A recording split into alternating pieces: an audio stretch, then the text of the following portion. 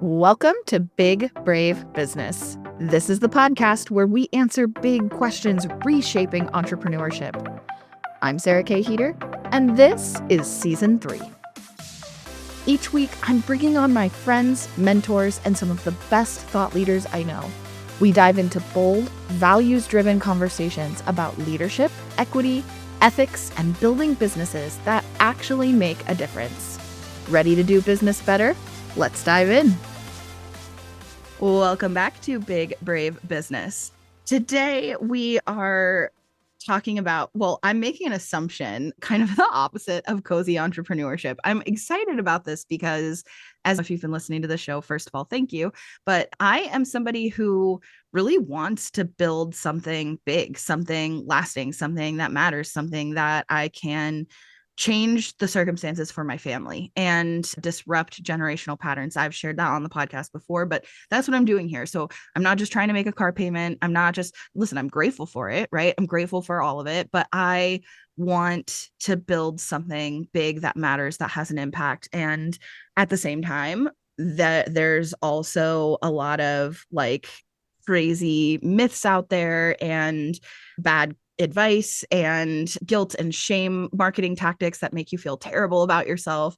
And there's also just burnout. Like that's all very real and all things we've kind of touched on before, but we're going to be like addressing kind of that balance today. But before we get into the big question of the day, let's give you a little introduction to who the voices are that you're going to be hearing on this episode. If you're new here, hi, I'm Sarah. I'm the host of the Big Brave Business podcast. And I also run a podcast production and strategic consultation company called Podfox. I'm AnnMarie Rose. I am an online business scaling strategist. I refer to myself as a life-proof business scaling strategist. And that's me. I know we're keeping it short. I love that. I'm Gabs Hayes. I am an entrepreneurial mom of 3 who is on a mission to make parenthood and entrepreneurship live together nicely instead of feeling like they are 2 never-ending jobs. Oh, I love that. Okay, welcome to Big Brave Business. I'm excited to dig into this with you today. And I feel like, these are the conversations that when I join like networking groups and things like that, this is what I want to talk about. I'm like, oh, tell me about this. So the big question of the day is, how can we as entrepreneurs plan for legacy-driven business growth and offers that scale sustainably? Who wants to start? I guess I will, because that's the core of what I do. In my opinion, and multiple years of experience, nearly a decade now, not that I was always doing things in the way that I am now, but it was certainly a number of experiences that I went through in my early days as more of a content marketing agency owner that led me to realize is you have to decide what scalability means for you. Like there's a textbook definition, and you have to decide what's going to look sustainable for you. And you have to leave space for that to evolve.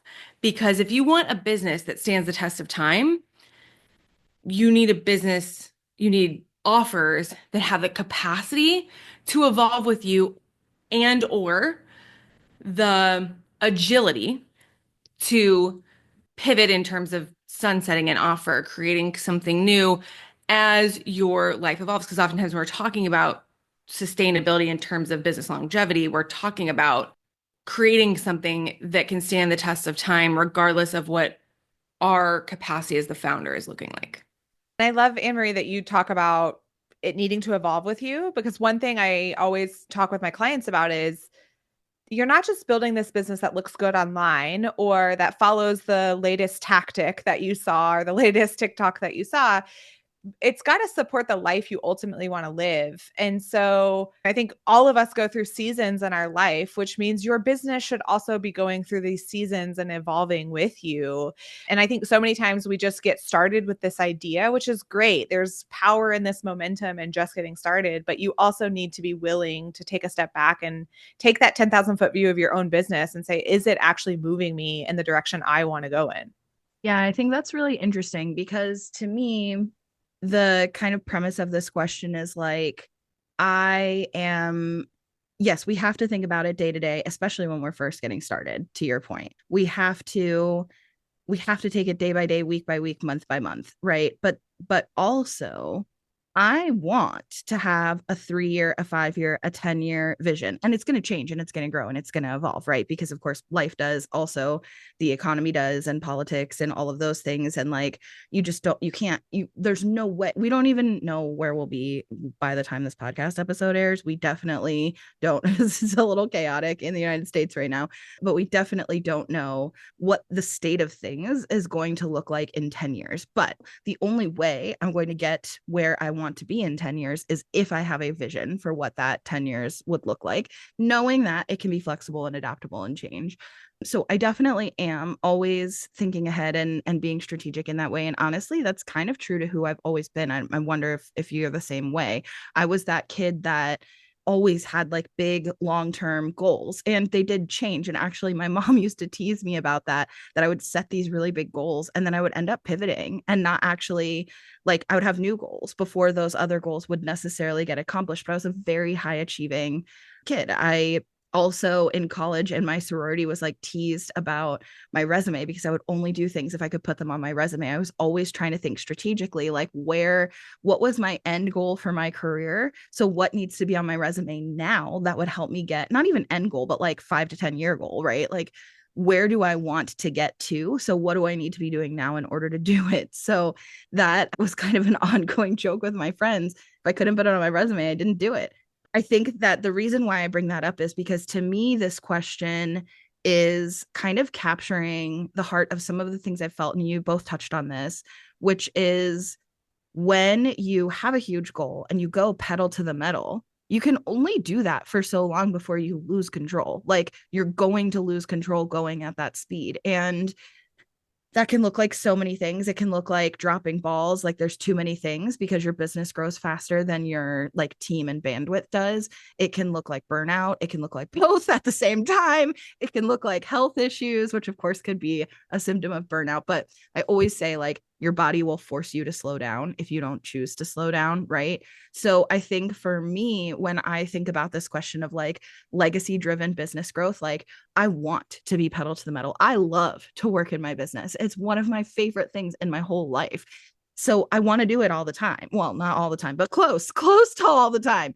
And at the same time, I also have to force myself to slow down and think about things from a sustainability standpoint and be strategic even in that, in how am I protecting myself and my lived experiences and being present in the now and enjoying this chapter and taking care of myself and taking care of the people and the things that I love. Like, it's something I have to control. So that's what's coming up for me.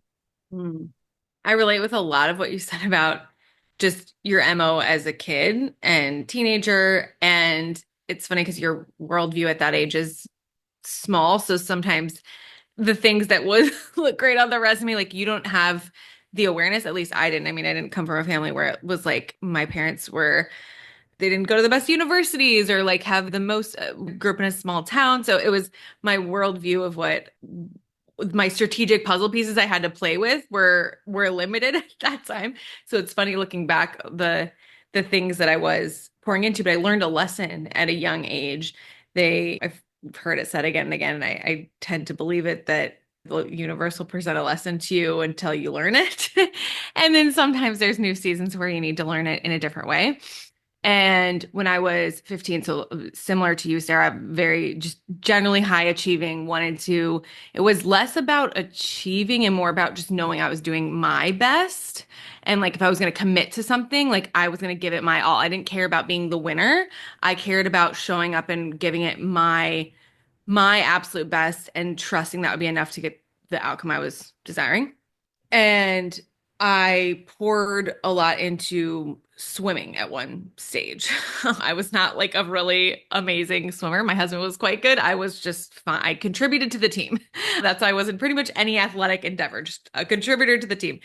But I was always at morning practices. I worked hard. And there was a season where I was stretching myself really thin and I got mono, and basically, if you look up mono in the Mayo Clinic, I had every symptom you could possibly get with it. I was basically down for like 3 months and had all these different things that came after it. And I really couldn't do anything.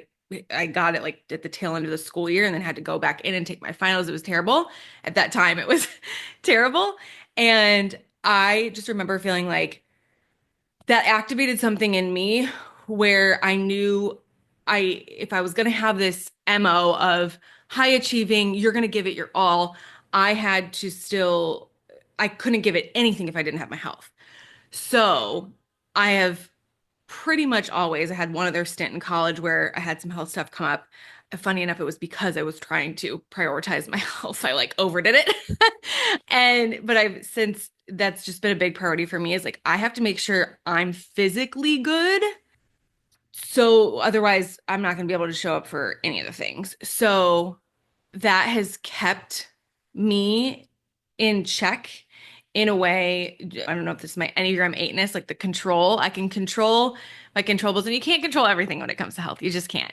But if I can be checking in with my body and how am I physically doing and knowing my limits when it comes to like late nights or stress levels or whatever it is, and trying to keep those at a manageable level or even a level where it feels kind of like ease. Like I'm in a moment where it feels like ease. I'm also growing human. So there's that where I'm like, I just know my body's under stress for other reasons. That has kind of been almost a like part of the rubric, internal rubric I've used in building this business is it going to allow me to physically care for myself in the way that I need to so that I don't hit that place of burnout, so that I don't physically collapse, so that I have the space to check in with my body. Because if I don't have my physical health, I can't do any of this. I can't make the impact. I can't show up as a parent. I can't show up well for my clients. So that has to be a priority. And I'm not always going to get it right. But if I can use it as at least one component of the rubric, for even like the first component of the rubric, that's a good building block for me or a good checkpoint for me. I'll be the odd woman out here that never learned this lesson until I became an entrepreneur and just literally drove myself in the ground and ended up having to shut down my first business because of it. And so I love that you guys learned it early and could take that on, because when I look back at the first 5 years of entrepreneurship, what would I do different? One of those things is I would have put more boundaries in place, because the only reason I was building this business was to change the legacy of my family and to change how I showed up and to become the mom I never thought I was going to be when I had that level of freedom in my schedule and my time. But instead, I just like became even worse of a workaholic, and I just would work sun up, sun down 7 days a week. And it took my husband to be the one to look at me like, we only see the top of your forehead over your laptop. Like, what's the point of all of this? And so I think as we're talking about like legacy and sustainability, I got to a point where my mental health was at complete and total rock bottom, and there wasn't going to be a me around to take care of anyone, whether that was financially or emotionally. And so I'm very thankful for the people in my life who call me on that and who also become part of that rubric, right? Where it's like, I'm the teacher checking the rubric and you're not meeting those standards and you need to take better care of yourself. And so it's really powerful, I think, to be having these conversations, because for some of us, building a legacy means going as hard as you possibly can and not realizing that you do have a brake pedal, or that you can just pull off on the side of the road for a minute and like get out and stretch your legs and take a deep breath. So, I really love that for anyone who's listening, you do ultimately have this control over what your sustainability and your legacy looks like. And don't be afraid to lean into that, even if it feels against the grain or opposite of what you think you should be doing. And one thing I think is really important to note is that this is not here's the blueprint to creating a business that's sustainable for you. It's really a personal journey. Like what's going to work well for me. Like I'm a human design generator. I have a lot of energy. I am just a naturally high energy person who can have kind of a lot going on in my day, and I can manage that. I have a high capacity for chaos. Not everybody has that, and that's beautiful too. And I talk about this even when it comes to parenting too. Like what's right for me is not going to be right for everyone. And I think we live in a time where it is so easy to look at what everyone else is doing. It's been progressively more and more and more input coming at us in terms of what other people are doing. And when we start measuring ourselves against that or saying, oh, that piece of their world, their business, whatever, looks amazing, without taking into context everything else around it, like how much team do they have? Did they start 10 years ago? Whatever. It can be very easy to slip into this drive for something that maybe a piece of it looks good to you, but everything around it, their path to get there, isn't actually right for you. And you can start to judge yourself for that. You think you're doing it wrong. You end up in with health complications or team complications. When I hear this a lot of times when, and I've seen this firsthand with many of my clients in the early days who are just hell-bent on seven figures at all costs, no matter what. Like they just had to get to that seven figures. It didn't matter how they did it.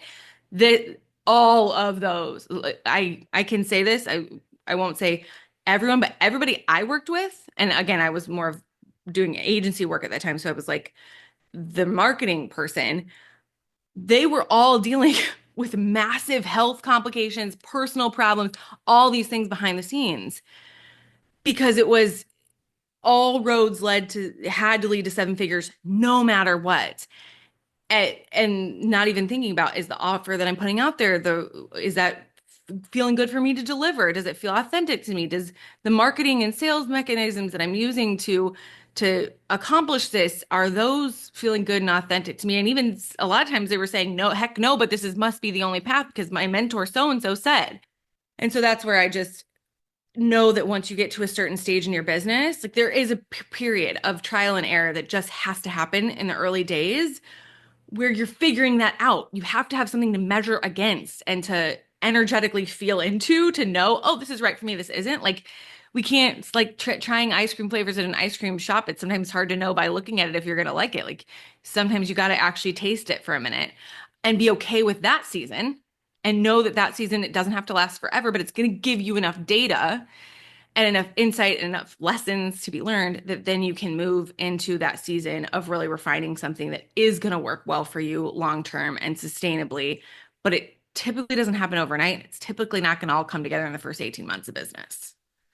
Well, and when it comes to setting goals like that, like seven figures, right? And there's so many that we hear all the time in business, like 10K months, six figures, multi six figures, seven figures, right? Like these are kind of honestly arbitrary numbers that are really common that people just want to hit that so they can check the box, kind of like 10K followers on Instagram, right? Like, and just want to be able to say I did it, right? But I think also, before I like elaborate on that, when we hear from people, this is what your goal should be, or this is what my goal was, so now I'm going to teach you how to do the same thing.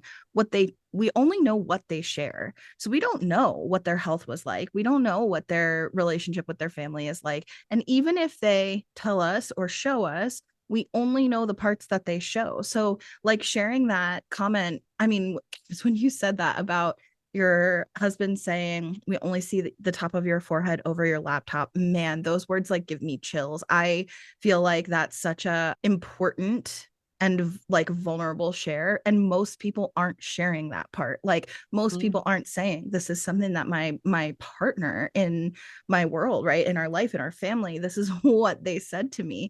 And I think when somebody's coaching you on how to do something, they're gonna share marketing with you, not like friend time with you, right? So and even down to people will market all the way to like their intimacy with their partners, like look how much great sex I'm having, look at these great vacations I'm taking, etc. And it's like it's such a weird, I feel like it's supposed to be like, see, my life is great and balanced, but you only know what they're marketing to you, right? You don't know them. They're a stranger on the internet. First of all, I don't need to know a stranger on the internet sex life, just me. But if that works for you, you do you.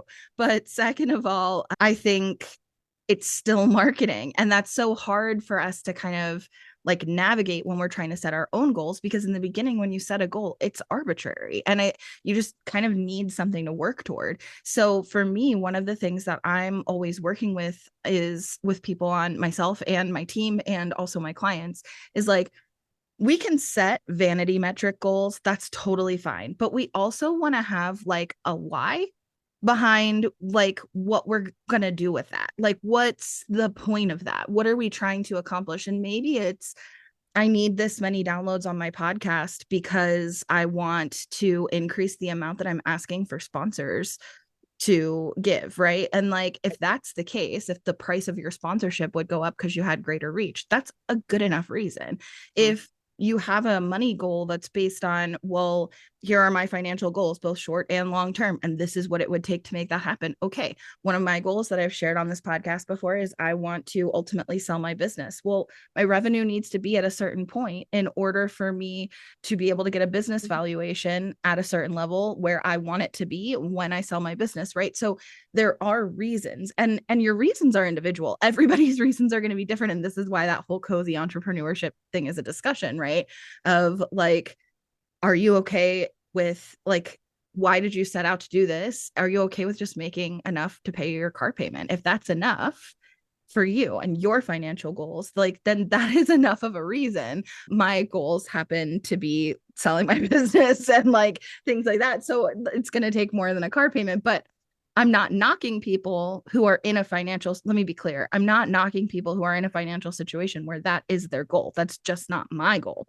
Right. So that messaging doesn't speak to me because it's like, I mean, my goal is, as we mentioned at the beginning, disrupting like generational patterns of like poverty or just above poverty. My goals are for my kids to never have to wonder if they can keep a roof over their heads and their children's heads, right? Like, I want to be able to retire. I want my mom to be able to retire. That's even like going kind of backwards. Like, there are things that my family does not have access to when it comes to like a picture of generational wealth that increases that number significantly. And I call this out because I think when we're setting goals, if we can actually start to look at like what goes into, people say, what's your enough number? Your enough number is not just what are your monthly expenses. The conversation is so much bigger than that, of what is it that you want to achieve with your business. But anyways, I've shared a lot of insight to mine. I'm curious for both of you, what is it that you want to achieve with your businesses? And it's, by the way, totally love and support you if your answer is I want to pay my car payment.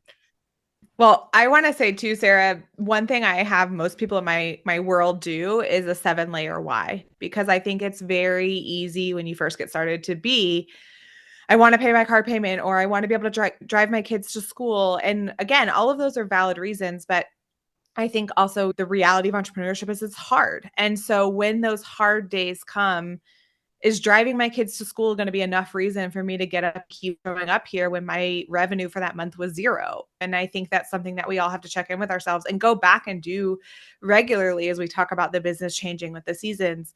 I think I share very similar ideas that you have, Sarah, around why I'm doing this or what I want to do. I will admit publicly that I'm struggling with wrapping my head around some of that right now, because I did I will hit 7 figures by all costs round 1. And it was not healthy. It was not a good experience. And it literally damn near killed me. And so I am working through what is my money relationship and what is my legacy relationship, and what of those do I really want to chase after. Now, I fully and wholeheartedly understand money is a part of my legacy goals, because same, I have 3 kids, and right now we just had a discussion with them. I never want, when they're out and about in their early years, their car to break down and them to think they just have to figure that out on their own. I never want go call mom and dad to not be the first option, because we either can help you with it, or we can solution, or we can talk about it. Because my husband and I are both growing up as the first generation where we've made a lot of hard choices with no one to call for advice. We're just making really hard decisions that we're paying for years and years and years, because we're making the choice that we can make by the 2 of us sitting down at a table and deciding. And we don't have that. You know, I kind of always envision it, right? Like that elderly advice where you just call and you're like, this is the situation I'm in. What would you do? Or what advice do you have? We never had that. And so when I think about legacy, it's that more than anything, is like, do I have the means to be the safe space where my kids want to go ask us for our opinions and our advice before they just go do something reckless, or not even reckless, but like making the best choice they think they have at that moment, but it has these really long-term consequences that we could have helped them avoid. I love both of these answers. So it's interesting because and I do this with all of my clients. I love that you said you start with like the 7-layer why. All of my clients who, at least those who come in, those who come into work with me long term, that's not true. The first like lesson in even my curriculum based stuff where it's lighter touch, there's visioning involved with that because it's not just the car payment or the dream home and I live in San Diego or whatever it is. It's what, to me, it's what impact is that going to have on you? And to me, it's always like being the safe space and continuing to be able to be the safe space. But the legacy is helping to empower others to be the safe space. So, kind of what you both are describing in a way, like when I work with my clients every day, that's my why, is the work we're doing is helping them to have the thing that is going to allow them to be the safe space for for their family, for their clients, for their friends, for their whatever. They're feeling more whole and fulfilled and they're not burnt out and they are well resourced and they are doing the work that lights them up that they were put on this planet to do. And when we're doing that, I want to say especially as women, but I think it's just especially as people, we are less quick to judge ourselves, judge others. We are more open and available to support others. We can recognize when we need the deeper support. We don't hesitate to ask for it. We can ask for it in a way that's also supportive and a permission slip to others to do the same.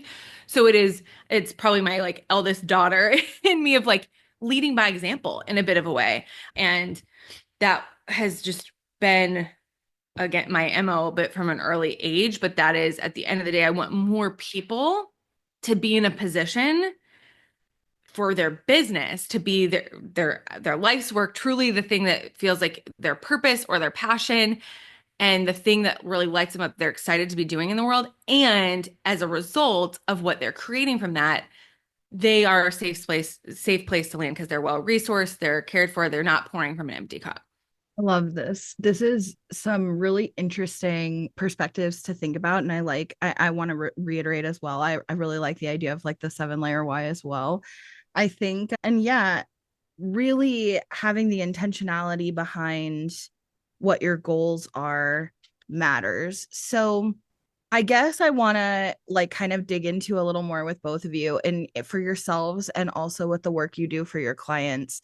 How do you balance short-term goals and long-term goals? And of course, like when you're first starting, like just getting going is the only, I mean, that's it, right? But like let's assume we're outside of that point, because I think the refining point, AnnMarie, I think you mentioned it's not going to happen in the first 18 months. Like 18 months as an arbitrary, not arbitrary, that's based on your experience, but like 18 months as your growth experience could be longer, your initial growth, your a starting point, and it could be shorter, and it's different for everyone. But I think 18 months is a pretty good like benchmark to use to say getting past that, getting to a point where you've got some sustainable revenue, that you're not to your what you mentioned earlier, Gabs, of like sometimes it's hard and you have $0 revenue months.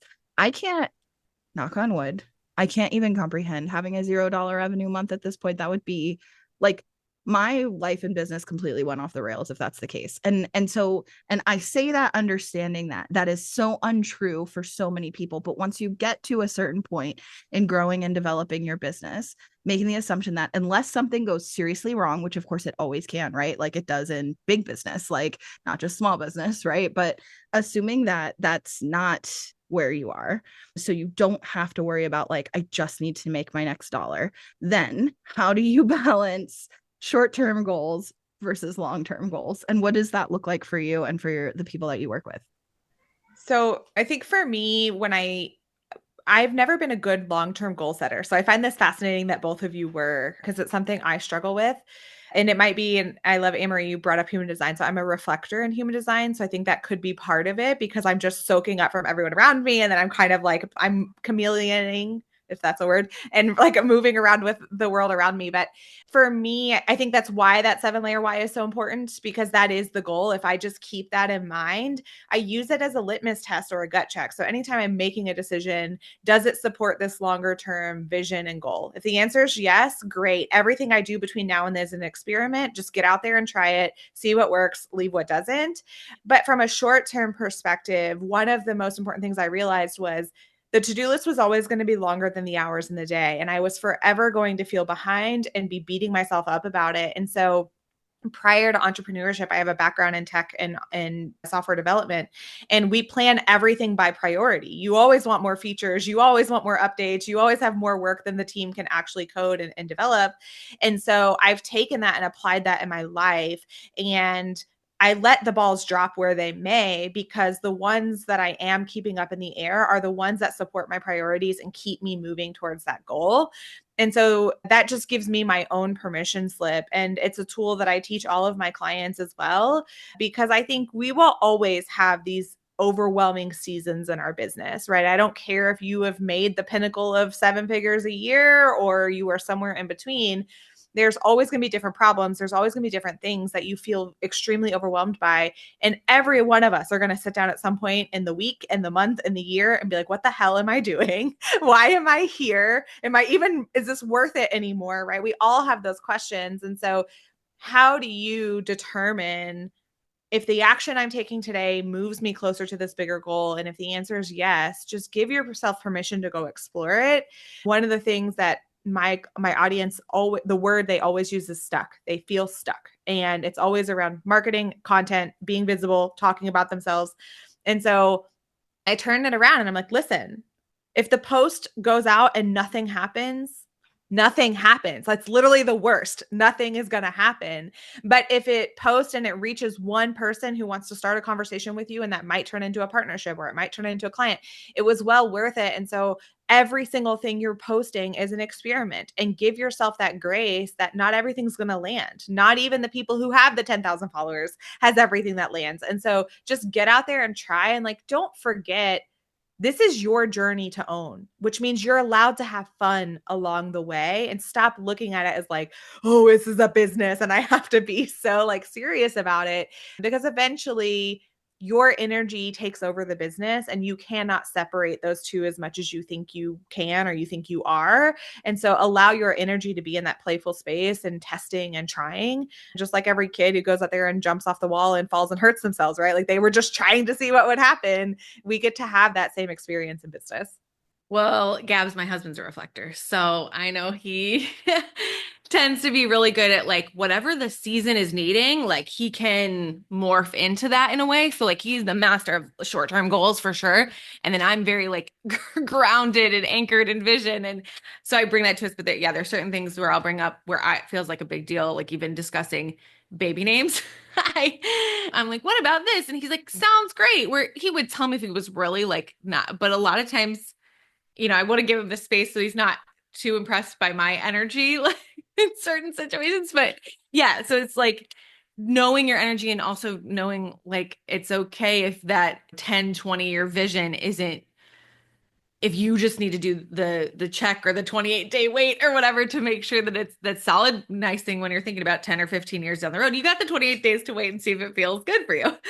For me, when I think long-term, I'm thinking very much about what I envision life looking like and what the picture of that is. And for whatever reason, I mean, my intuition speaks to me in like pictures, almost not played out like a full movie, but maybe movie scenes, if you will, like a snippet of a movie scene. And so I very much see it and I can feel into that. And so I can cross-check when I'm setting short-term goals, like, is this likely to lead me closer to that picture 10 years down the road, 15 years down the road? Okay, we even started a whole nother business, and that was in an industry we knew nothing about, and we've been okay taking that at a slower pace, because I'm like, I actually do think this is a puzzle piece that fits into that 10, 15-year vision, but the reality of our short-term goals doesn't necessarily allow for us to go full force into that today, tomorrow, even next month, but we can be dabbling and chipping away. And there will come a time when these other short-term goals have been accomplished where we can then shift the focus.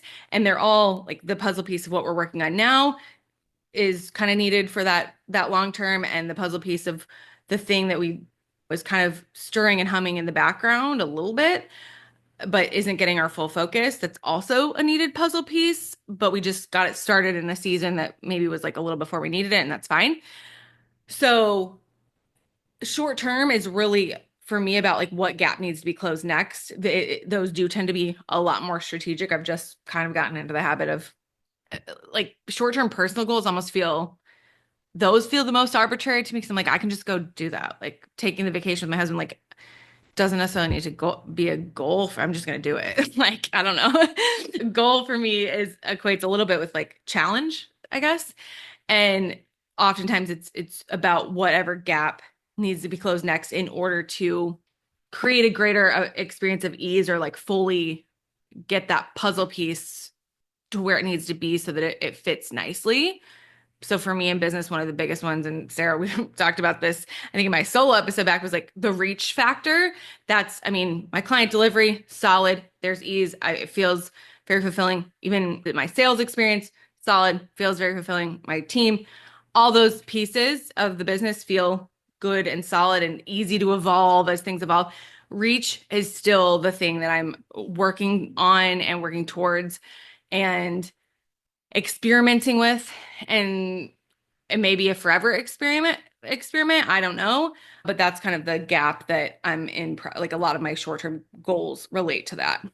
This is really interesting because I think we have such similar things among the three of us as far as like kind of where we are, where we've been. Like there's a lot of overlaps, or kind of, I'm picturing like the little twinning emoji, but like I feel like that. And yet there's also some really different personality types here because I'm a manifester and I'm an Enneagram 3. So like I just feel like we kind of have the same, like we're in the same place in the same conversation. Yeah. And we're also all kind of looking at things like with a slightly different kind of mirror angle.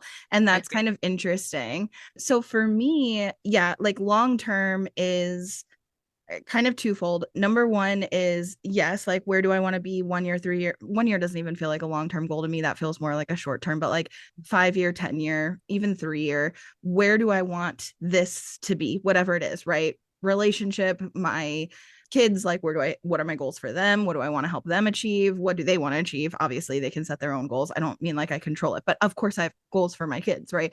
I'm a manifestor and an Enneagram 3. I feel like of course I have goals for my kids, but like my home / household, my relationships, both friendships and my romantic relationship, like, and of course my business, right? And within my business, to your point, there's goals for what my team looks like. There's goals for what my revenue looks like. There's all kinds of things, right? And they all kind of do go together. Like, what's your overall vision? And then what are the goals that it would take for that kind of 10-year vision to be reality? And then I can break those into incrementals and I can say like, well, in order to be on track to achieve that vision in the next 10 years, what needs to happen between now and then? And I can break it out and that can create some short-term goals. But there is also this question of, and both of you used, I think, this phrase of what does this season need?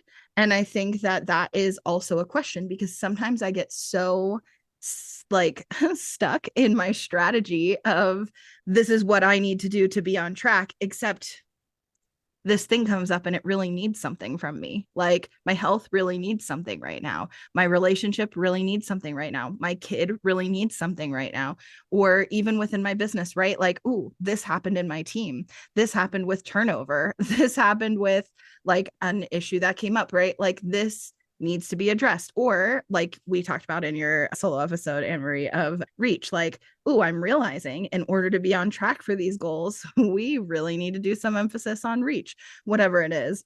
Mm-hmm. So I think also being able to kind of do that triage of like what is needed in order to make that kind of vision or picture realistic. And sometimes it is flexibility or changing. Like sometimes what the season needs is that goal changes because it's actually not going to be realistic or feasible right now because priorities shift. And that's an interesting thing to try to balance. With my clients, we look at from like a podcast perspective because we're not, I mean, it does relate to your bigger business vision, but I'm not a business coach. So with my clients, it's looking at kind of the difference of if you're looking at your podcast for like your big vision, like if we were doing this for 1 year, 3 years, 5 years of podcasting, what does it look like? But also episode by episode, what is your goal for each episode? We want to make sure that your goals for each individual episode have like a purpose. And I think that could be adapted to kind of anything. And then the last kind of thing that I wanted to say that I look at as far as long-term goals is like, does this thing, that whatever aspect we're looking at of life or business, does it have an end point? And if so, how far out do I want that endpoint to be? And what do I want that endpoint to look like? Because that's something business wise that was kind of a shift for me. And I've shared this. Like, when I started my business, I did not start it with the goal of one day selling it. I started it with the goal of paying my bills. And it was someone who said to me, building your business with your end in mind, and like, how do you want to go out? Do you want to just like quit, or do you want to sell it? And it was like, holy crap, I could build a business I could sell. Like, that's kind of crazy to think about. Yeah. And I think like that is an important question that I don't think enough of us, when we're just trying to survive day to day, we're not looking at like, does this aspect, does this element of life, does this characteristic, does it have an endpoint? Right. And if so, what's that endpoint? Yeah. And that really is going to impact what your personal definition of scalability kind of needs to be honest. I have a very different approach that I take in my consulting business than our other business is a clothing business, and it's an apparel company, and it's still very much in its infancy and getting just a very sliver of a fraction of our attention right now. But that we know that that's going to change after a while. And the approach we're going to take in that business is very different, because I don't have an intention of selling my consulting business, but we do of the apparel company. And so how scalability is going to need to look, I don't have a desire in the consulting business to have a really, really large team of 15 people. And actually my husband and I were just talking about this last night, that, at a certain point, if you want to get past $1 million, $1.5 million, maybe skirt to 2 million, depending on what your offers are. But you need to have a sales team. You need to have like people supporting with client delivery. You need, depending, again, a lot of it depends on the structure of your business. But if you're doing service-based work, coaching, consulting, online-based services, you're going to need those things in place if your intention is to sell. My intention is not to sell, so I don't necessarily have to prioritize having a sales team, but I have clients who that's the case for, and we have to think about things a little bit differently, and that's fine. So when we talk about scaling, it's all relative to what you want your end game to look like and your this short season to look like, and how that one obviously needs, the short term needs to build momentum into the long term if you want to do things efficiently, at least. Yeah. And I love that you go into that with your clients, AnnMarie, because it's so easy to see what's the loudest thing right now, to see what's the flashiest thing right now. And you think that's what it needs to be for you. And I definitely got caught up in that. I've gotten to a point where like, I don't work with anyone from a mentorship perspective right now that's not a parent, because I'm in the thick of parenting. I've got kids between ages of 5 to 14. So I am just in the thick of it at the moment. And so like what my capacity is to scale is very different than someone who has older children or who doesn't have kids at all. And it's not to say that their life is better or worse than mine. It's just accepting what your reality is. And I think that has a lot to do with when you're deciding how to scale, or even when you're deciding what your legacy is. Mm-hmm. What you know of yourself right now, you've got to be honest with that too, because otherwise I think just emotionally you're setting yourself up to resent your business and to resent all of this work. I mean, there have been so many times where I've like sat in this office at 2 a.m. in the morning in the dark by myself, and I've been like, here I am putting another 80 hours in this week, and like, for what? Why am I doing this? And it's just, you have to check yourself. And I always go back to, I think, the greatest thing entrepreneurship will ever give you, and build, and especially if you're thinking about it from a sustainability and a legacy perspective, is it will give you a mirror to show you the ugly parts of you that you were not ready to address and you were not ready to deal with. But also, when you talk about legacy, what is the greatest gift ever than to be a parent with a healed nervous system, or to be a partner who knows how to meet your person where they are? And like, there's so much more than just business strategy or scaling or roadmaps and blueprints to get to these goals that you have, because you can't separate yourself from that business. And you need to be able to be real with what you actually want so that you're scaling to the right thing. Yep. I agree.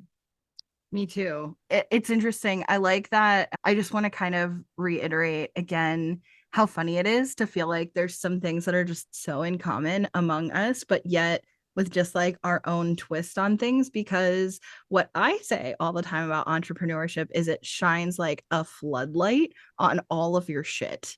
Like all the things. So it's the same thing you were just saying about like a mirror reflecting back all the things you don't want to deal with. It's the same, but it's just a little different of a way to say it. And I just think that's so fun. So I also, before I get into like the last question, the way I like to end all the episodes, I also want to kind of pose a question to you listening, because AnnMarie mentioned her experience growing up swimming, and I also grew up as a competitive swimmer, and I have multiple entrepreneur friends who grew up as competitive swimmers. And so I'm curious about the competitive swimmer to entrepreneur pipeline. So if you grew up swimming competitively, I would love to know if that's you. So make sure you check out all of our information. By the way, is in the description of the episode, are not about whether we swim or not, but our actual bios and what we do, and also links to connect with us. But we genuinely would love to hear from you. So if you have thoughts or ideas, or of course, if you are interested in getting support from either AnnMarie or Gabs around these things, like if any of this resonated, of course, information to connect with them in that way is also going to be in the description of the episode, but just also so you could be friends with us and slide into our DMs, because we definitely want to chat with you. And I particularly want to hear if you were a competitive swimmer growing up. And let's add, were you a competitive swimmer growing up who had a 30-day plus illness that took you out of the pool and that changed things for you? Because I think that's also a funny thing to have in common, because that is also my story. So that is wild. I know, it's really weird. So I'm just very curious. Let me just say, my friend told me this. I'm assuming it's true, that like Michael Phelps has ADHD, and like supposedly it was really like swimming was very supportive for managing that. My husband and I both also have ADHD. So I don't know and a lot of my entrepreneurial friends have ADHD. So I don't know if there's some sort of like, I would love to see the Venn diagram there. Yes, that is interesting. I staring at a black line, kind of channeling your thoughts or something. I don't know. Yeah, I totally get that. Because for me, swimming growing up was meditation, and I was not like a meditative type of kid. I didn't slow down, but being in the pool, it's like I could have swam laps forever because I was just in the flow until I got sick and I couldn't swim laps forever. That's really what it did, is like it killed, for me, it was pneumonia, and it crushed my endurance. I couldn't just do laps anymore. And that was my form of meditation. And so it was like, but also because it crushed my endurance, this is the Enneagram 3 in me. There was no opportunity that I was ever going to be great again after that. Like, and maybe if I stuck with it really hard and I made it around the clock training, but I went to public school and things like that, I wasn't like a full-time swimmer, so that absolutely wasn't a possibility for me. And if I couldn't be great, I didn't want to do it. That's kind of just my MO. Like, and that's the difference of like, I wanted to swim in the Olympics. When I knew that that was not going to be feasible for me, then I didn't want to do it anymore. But then it's not fun. What's the point? So anyways, but I'm curious. I am really, really, like, let me know if you also swim. Do you want to know my profound reason for joining the swim team in the first place? Twofold. One, I was a fluffier kid who realized, hey, if I exercise, I won't be so fluffy and I can share clothes with my friends. That was thing one. Also, and I wanted a way to like exercise without having to like go home and do my own, like still do like normal, like kid stuff. So I was like, oh, I'll join the swim team. It's really good exercise. And there were a lot of cute boys on the swim team. One of them being my now husband.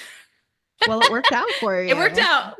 So honestly, goal accomplished. That's so funny. I was 5 when I started competitive swimming, and definitely was not thinking about weight or boys. So those were not my reasons. I don't know. Like I just wanted to be great, and I wasn't good at any other sport.